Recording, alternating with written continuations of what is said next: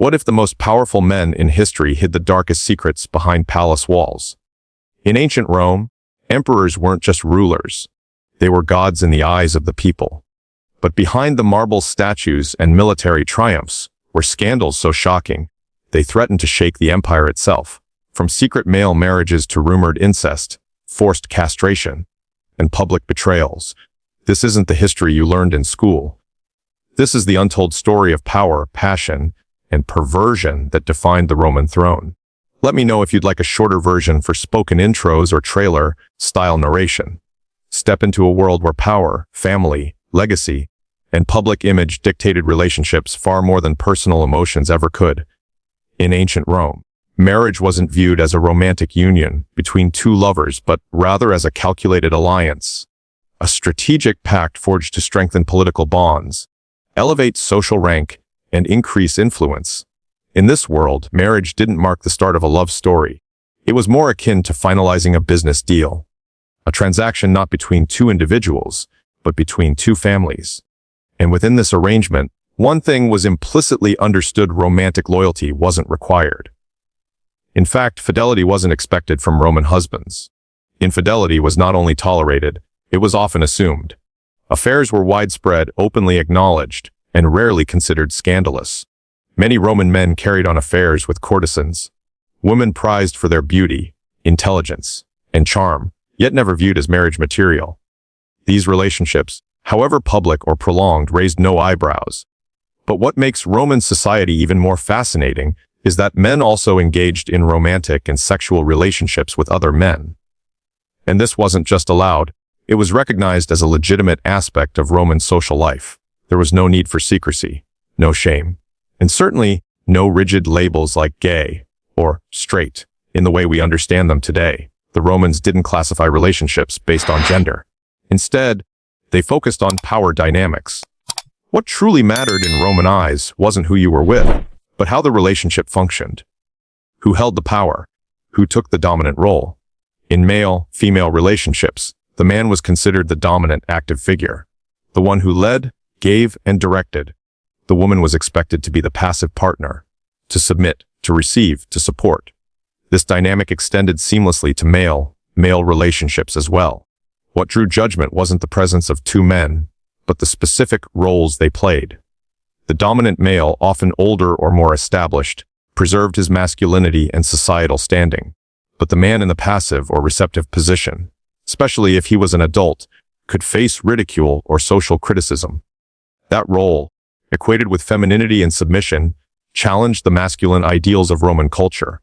To truly grasp how ancient Romans viewed love, desire, and personal identity, one must discard modern perspectives. In Rome, marriage, sex, power, and social standing were deeply interwoven, part of a larger system where control and strategy took precedence over emotional bonds or moral judgment. And that's just the beginning. In the typical heterosexual relationships of ancient Rome, gender roles weren't simply expected. They were embedded into the very framework of daily life.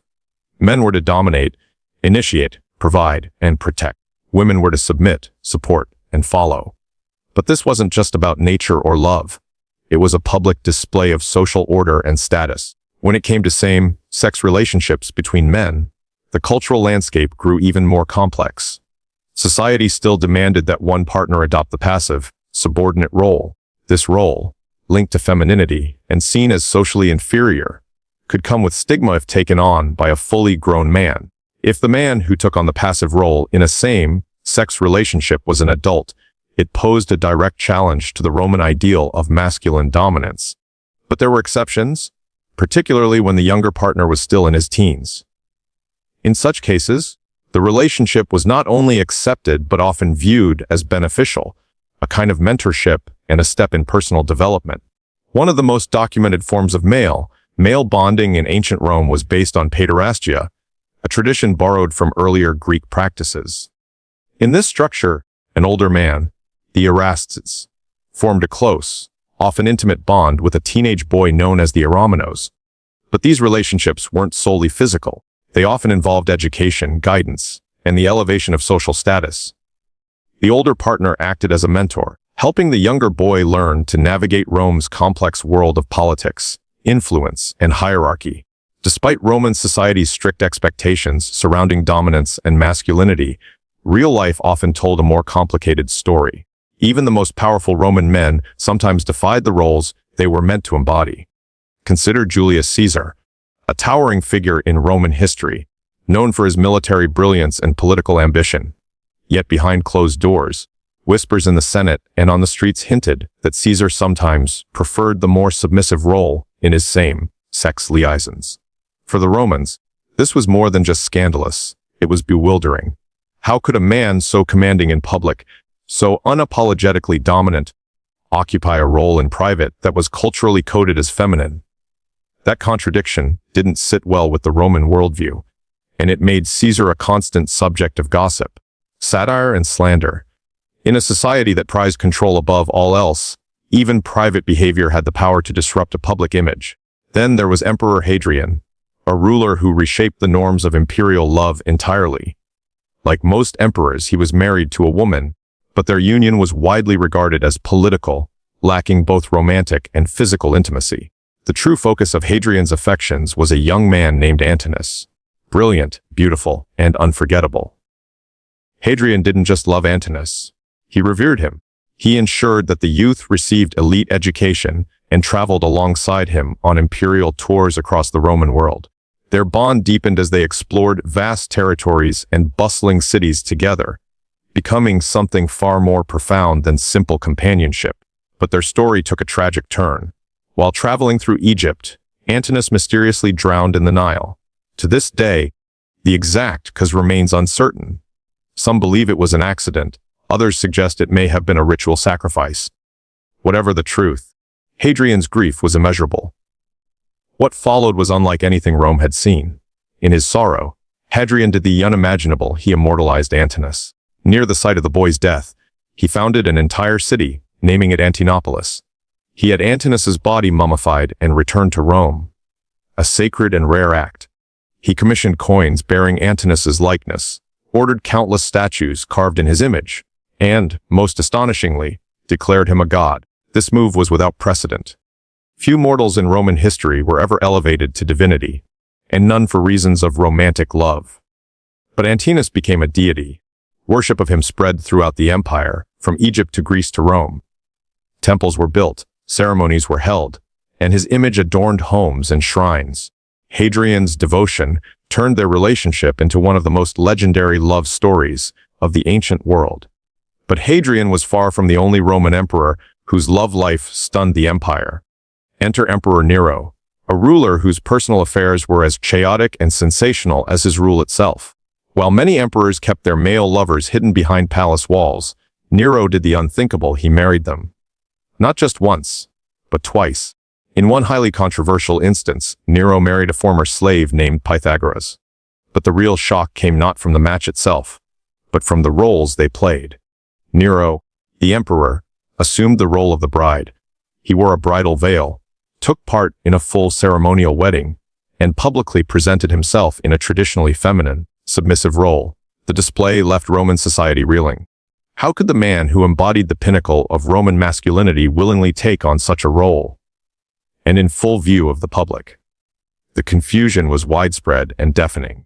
Roman values allowed little room for such deviation, especially from a man expected to be the supreme model of control, strength, and dominance. Nero's actions didn't just challenge convention, they shattered it. Later, Nero again defied expectations by marrying another male partner, a young slave named Sporus. This time, however, Nero reversed roles and played the groom. The change in presentation was no accident. It was a calculated move to ease public backlash and reassert his image. The message was unmistakable. Even emperors had to carefully balance personal desire with public expectation. Behind the spectacle of crowns and conquests, Roman emperors lived tangled emotional lives, some rich with love, others marred by grief, and many filled with contradictions. The roles they were expected to play were more than ceremonial, they were symbolic. Emperors were not just political leaders. They were the embodiment of Roman ideals, strength, dominance, and order. And those ideals were supposed to extend into every corner of their lives, including their most intimate relationships. But reality didn't always align with the myth. While Nero's relationships often broke the mold, some of his actions veered into darkness. Actions that, by today's standards, are not just controversial, but profoundly disturbing. Perhaps the most chilling tale revolves around his young partner Sporus. In a calculated and deeply cruel decision, Nero had the boy castrated. It wasn't a gesture of love or affection. It wasn't about passion. It was about control. The ultimate expression of dominance disguised as devotion. To preserve the illusion of a traditional male-female marriage dynamic, Nero went to horrifying lengths. By physically altering Sporus through castration, he ensured that the public would not see Sporus as a boy, but as a symbolic bride, a passive partner that allowed Nero to reinforce his own masculine dominance and control. It was less about love and more about projecting power. This wasn't an isolated act. Several ancient sources describe Nero as abusive, manipulative, and cruel in his romantic relationships. While it's difficult to separate fact from rumor, especially given the politically charged nature of many Roman accounts, a consistent pattern of cruelty within Nero's private life is hard to dismiss. But among all the dark tales and disturbing stories that define Nero's legacy, one accusation stands out as the most scandalous of all. One that has haunted historians for centuries. The claim that Nero engaged in an incestuous relationship with his own mother, Agrippina the Younger. This explosive allegation appears in multiple ancient texts, most notably in Suetonius's Lives of the Caesars, and more cautiously, in Tacitus's Annals. According to these sources, Agrippina may have initiated the relationship in an effort to maintain her grip on power after Nero ascended to the throne. The idea of a mother using seduction to control her son shocked even Roman readers, and it continues to disturb today. However, most modern historians view this claim as politically motivated slander. In ancient Rome, where reputation was everything, one of the most effective tools for destroying a public figure was scandal, especially sexual scandal. Accusations didn't have to be true. They simply needed to be provocative enough to stick. Violating sacred social norms, whether through incest, same-sex relationships, or gender role reversal, could stain an emperor's reputation forever.